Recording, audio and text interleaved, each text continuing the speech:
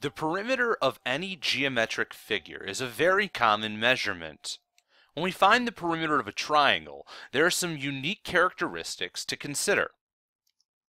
Let's talk about what perimeter is first relative to a triangle. There's a couple different ways that you can think about perimeter. The perimeter of any closed geometric object is the measure of the outer boundary of that object. So imagine a single line that travels the length all the way around the closed geometric object. This line is the perimeter. We can also look at it as the sum of all sides of a closed geometric object. So instead of seeing one big boundary, we can look at individual sides. Each one has a measure, so we can add them up together. 7 plus 8 is 15. 15 plus 8 is 23. Notice that the unit of the sides becomes the unit of the perimeter. You can also look at the perimeter as the path around a closed geometric object. This concept is often important in word problems where you may walk a certain distance, or some word problems that create barriers, either fences or shrubberies. Knowing not just mathematically how to calculate the perimeter, but understanding what it represents is very important. We have a couple of triangles to look at. In this case, we're given three sides, 3, 5, and 4. To find the perimeter, I just need to add up those three sides. 3 plus 4 plus 5. Now it's just order of operations. Addition, subtraction from left to right. 3 plus 4 is 7. 7 plus 5 is 12. I have 12 meters. If I walked the distance around that triangle, I would have walked 12 meters. If I needed to build a fence around this shape, I would need 12 meters of fencing. Let's look at this next example. We're given that 2 of the sides are 15 yards, 1 is 10. All I need to do, because I was given all three sides, is add them up. 15 plus 15 plus 10. 15 plus 15 is 30. 30 plus 10 gives me 40 yards. Notice the unit matches the same unit as the given sides. If you're given all three sides, this process is very easy. However, if you aren't given all three sides, you may have to rely on your knowledge of different types of triangles. Let's review how we categorize triangles. We can look at them in different ways. A scalene triangle has no congruent angles. It has no congruent sides. There's nothing we can assume about this triangle. Nothing is equal to anything else. This is the kind of triangle where you need to know all three of the sides in order to find the perimeter. For an equilateral or equiangular triangle, we know that all three angles are congruent and all three sides are congruent. We know that there's a relationship between the sides and angles, or sides and opposite angles. So if the angles are all congruent, the sides all have to be congruent. An isosceles triangle has two congruent sides. Because those two sides are congruent, the angles that they are opposite to are also congruent. These understandings help us build assumptions. If I know one side of an equilateral triangle, I know all three sides. If I know one side or one of the congruent sides of an isosceles triangle, I know the measure of the other congruent side.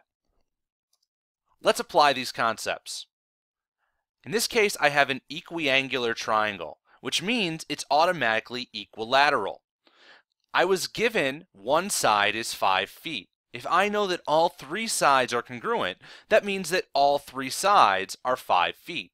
Now I know all three sides and can find my perimeter. 5, which was given to us, 5, which we inferred from the fact that it's an equilateral triangle, and the other 5 for the same reasons. Now we can just add them up. 5 plus 5 is 10. I bring down the plus 5. 10 plus 5 is 15. Because I started with 15 as a unit, I end with 15 as a unit. This next triangle looks like an isosceles, but I need to know for sure. I know it's isosceles because the two base angles are congruent. They're the same measure. If those two angles are the same measure, the sides opposite those angles are also the same measure. So I was given one side is 12 inches, one side is 9 inches. The side that's 12 inches is congruent to the other leg of that triangle. So I know automatically that that measure is also 12 inches. Now that I have all three sides, I can add them up. 12 plus 9 plus 12. Now I just follow the order of operations. 12 plus 9 is 21. 21 plus 12 is 33. My unit started with it started with inches. It's going to end with inches. Another way that we know to find missing sides is using trigonometry.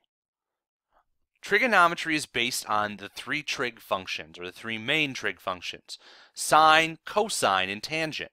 We remember them by the saying so, ka, toa. Sine represents the relationship or ratio between the opposite side of a given angle in a triangle and the hypotenuse of the right triangle. The cosine represents the ratio of the adjacent side to the given angle and the hypotenuse of the right triangle. The tangent represents the ratio of the opposite side divided by the adjacent side relative to the given angle.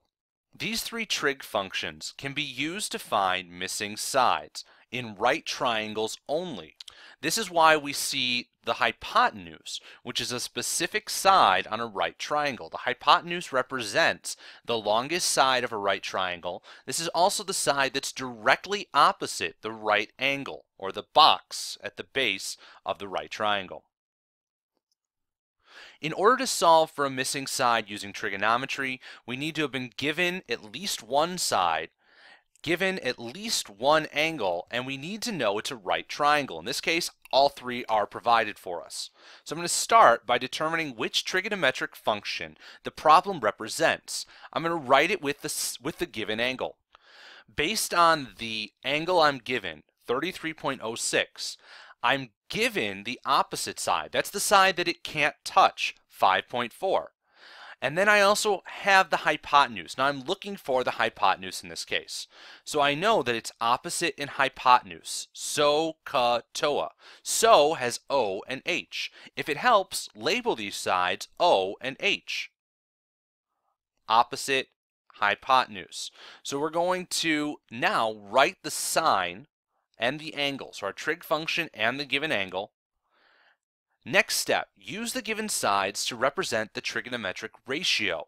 Represent an unknown side with a variable. So I'm trying to find the hypotenuse, so it's unknown. Sine is a ratio of opposite over hypotenuse. That's what SO stands for. Sine is opposite over hypotenuse. So I'm going to write my opposite side, which is 5.4. divided by my unknown hypotenuse. I'll represent it with an x. Once we have properly set up our trig function and our trig ratio, we can solve for the variable. You're going to need to use a calculator for this. Trig functions are not something you want to do in your head. So we're solving for x. This we could use cross multiplication to solve for, or we use the shortcut. If the variable in our setup is down below, it's in the denominator of our ratio, I can simply switch out the variable and the trig function with the given angle. Remember that trig function and given angle, that's one value. Sine of 33.06, if you enter in that calculator, gives you one number. It's not sine times 33.06, that's one thing. So I swap it out with the x. So now x equals 5.4 divided by sine of 33.06. I can plug that directly in my calculator at this point. 5.4 divided by sine of 33.06. Make sure your calculator is in degree mode, not radian mode, and you'll end up with an answer of 9.89. This represents the missing hypotenuse, 9.89.